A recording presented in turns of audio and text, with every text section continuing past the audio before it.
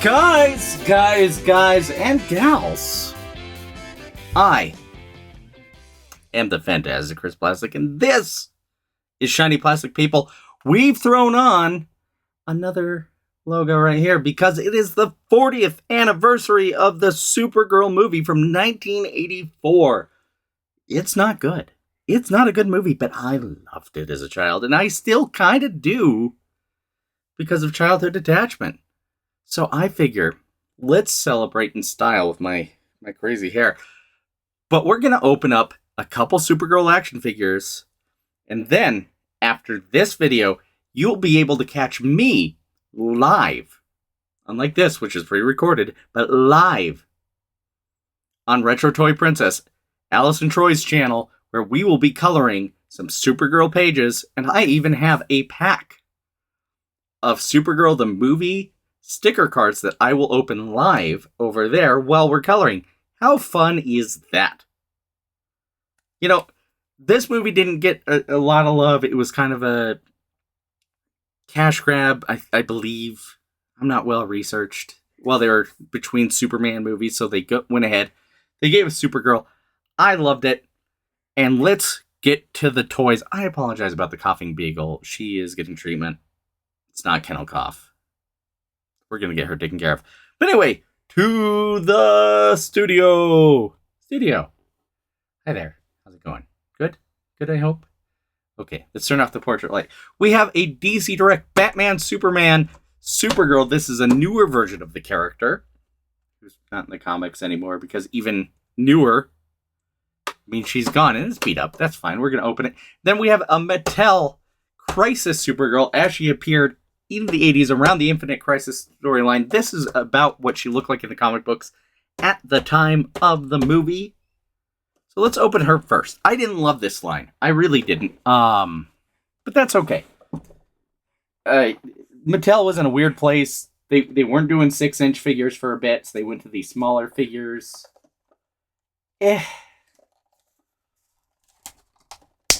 Okay, so rip the package open, much to the chagrin of somebody out there. She has, it looks like a figure stand. I don't think many of did these often come with figure stands? I don't remember it. Unfortunately, these are old now. You can see different figures in this wave. I threw her out of the way, but it's Supergirl, Kara Zor-El. Get her stats. Stats are fun. We got the monitor file on her. You can go ahead. You can pause and read all that stuff. What I actually was flipping over here to see was a copyright date, which is eluding me. Riveting entertainment from Shiny Plastic People. Okay, so let's pop her out of the card here. She's very articulated, which is kind of funny, really, when you think about it. She got the head, which swivels. There's not really any up and down. It may be a ball, but this long hair is everything. Up and down at the arms, no out. I don't want to break it. But she has a twist at her abdomen. It's kind of high. Skirt, gummy legs. The highest order here. There is hip movement and knees. Actually, very similar to our modern superpowers, which I opened a wave just last week of. In real time, I just filmed it. But a week ago, I opened some superpowers, so check that out. The only additional we get is the waist, giving her 8 points of articulation. Oh boy, those knees are soft. Ooh, the years have been not kind to this plastic. She got her headband. She's got this nice rubbery cape, no S symbol. She does have her skirt, which is red with yellow trim, just like her boots. Let's open this stand up. It's got a single peg. It's clear, completely unlogoed. It does say China on it. So if you were wondering where it came from, China. like this probably needs to go this way. Oh, her boot pegs are in a weird place. Soft plastic makes that easy to put in there. She just stand nicely with that stand. A little bit awkward because of that gummy plastic. That's unfortunate. But it's nice to have a version of this. They did make a version of her in DC Direct, but it is kind of pricey. I'm not gonna lie. But this was an affordable little figure at the time. You could actually buy a variant of her being held by Superman while he was yelling out, just like the famous Crisis on Infinite Earths cover. There was a DC mandate, and the reason they killed off Supergirl was they wanted Superman to be the last survivor of Krypton, which meant no other survivors.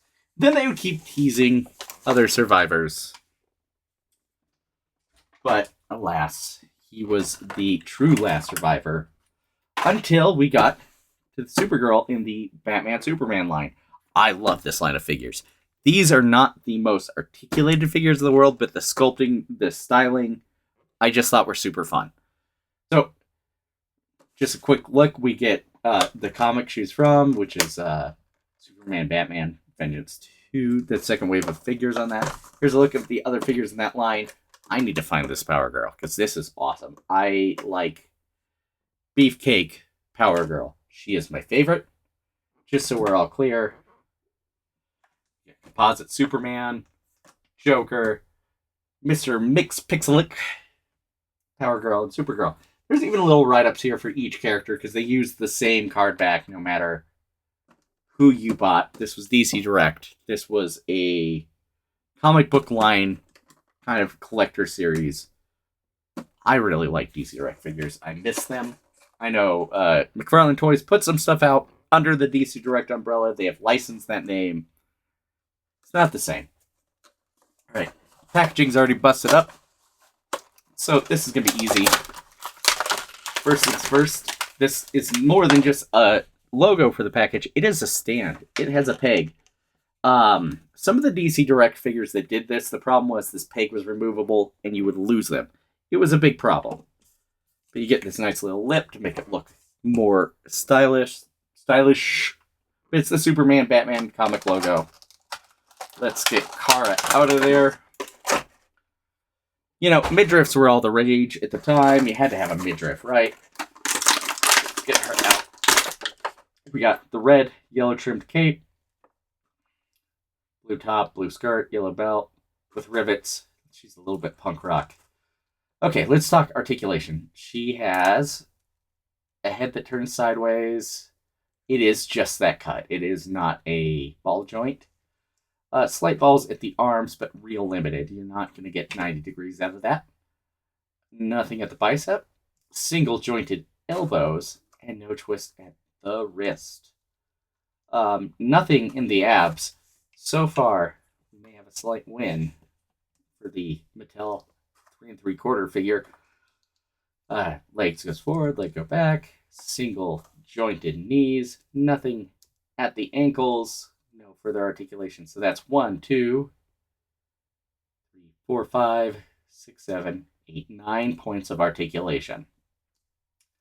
But what you got here was this very stylized sculpt. I loved the look of these figures. Largely, they were based on Ed McGuinness style. There was a line where they switched to the other artist, Michael Turner, who had the arc that introduced Supergirl. So they did have a Supergirl figure in his art style. He had the longest midsections in the game. But, it was an interesting character. It was great to get her back. It was a fun comic book. If you haven't read those series, go back and read them. They're a lot of fun. It really breaks down the relationship between Batman and Superman. She does have the single foot peg, which is convenient for this stand, which goes on just like that, and that grabs really well. It wants to hold there. This is a beautifully sculpted figure. DC Direct was never going to win in the articulation game. But they did these beautifully stylized photos. Oh my gosh. Figures. Figures is the word, not photos. Figures. Figure it out. So, guys, we have 2 Supergirls, 2 different eras. I try to collect as many Supergirl figures as I can without being like ridiculous. Because a gentleman never leaves a lady on the peg, and Supergirl is a wonderful character. And I think she deserves all the credit she got. You know, really, the CW series that started on CBS was really good too. I'm really looking forward to the new movie about Supergirl that is in pre-production. I think that's going to be fantastic. But let me know what you guys think below. Are you collecting Supergirl? And if you're not, why? Why are you not collecting Supergirl? Sorry for the little bit of blurry cam while I was being slow to find my button. So, do me a favor. There's a link at the end of this video to Alice and Troy's channel where you can hang out with us as we color Supergirl and talk the movie and just anything else. Alice and I can get off track fast, and it's fun. So join that conversation. Join us after this. Or if you're watching this well after the premiere, go hang out over there anyway and see the shenanigans. Guys, do me a favor. Let yourselves shine and have some fun. Never enough chances to have some fun. Anyway, peace.